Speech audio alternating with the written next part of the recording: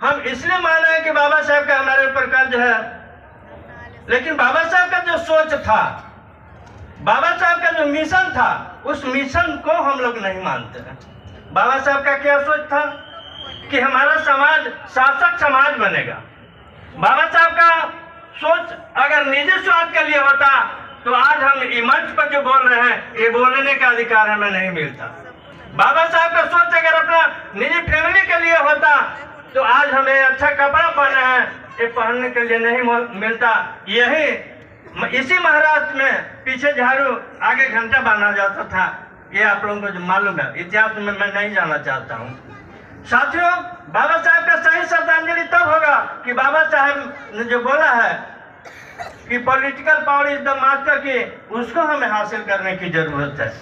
ये हजूम वोट में परिवर्तित होने की जरूरत है। बाबा साहब डॉक्टर भीमराव अम्बेडकर जब गोलमेज अधिवेशन में वोट के लिए आंदोलन कर रहे थे, उस समय गांधी एंड कंपनी का सोच था कि ये लोग वोट देने के लगेंगे तो अपना राजा बना लेंगे, हमारा वर्ण व्यवस्था जो है खत्म हो जाएगा। उनका सोच क्या था कि जो दलीलें जो टैक्स देते हैं, जो मैट्रिक पास किए हुए हैं, वो लोग ही वोट का अधिकारी होंगे। लेकिन बाबा साहब तो हमारे दूरदर्शी थे, वो समझ गए कि हमारे समाज में तो पढ़े लिखे लोग ही नहीं है, गिने चुने लोग हैं। सन 1931 की बात है। तो इस चीज को बाबा साहब ने सोचा जो नहीं, एज पर डिपेंड करेगा, जिसका एज 18 से 21 वर्ष हो जाएगा वो वोट का अधिकारी होगा। हमारे पूर्व वक्ता बोल गए हैं कि अपने बेटी बहू के समान अपने वोट को समझना होगा।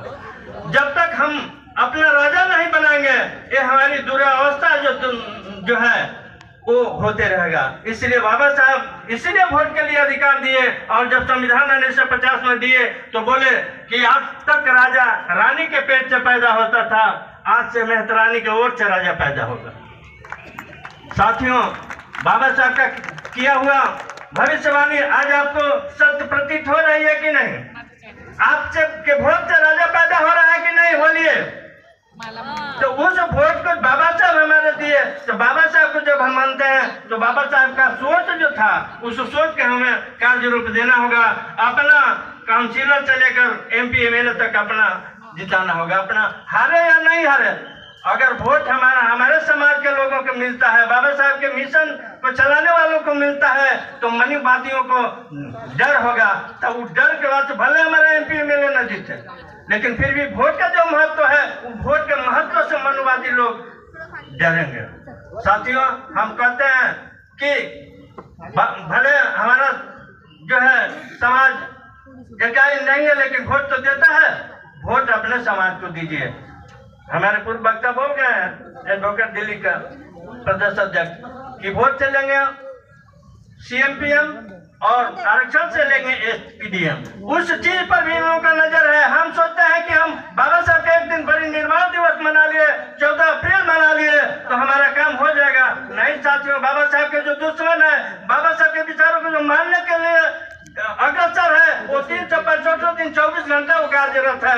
और हम साल में 365 दिन में 15 दिन बाबा साहब के जन्म जयंती, कुछ महापुरुषों की जन्म जयंती मना लेते हैं। उससे बाबा साहब का सोच, बाबा साहब का मिशन पूरा नहीं होगा। इसलिए साथियों, हमारा टाइम हो चुका है, कहने के लिए बहुत चीज है।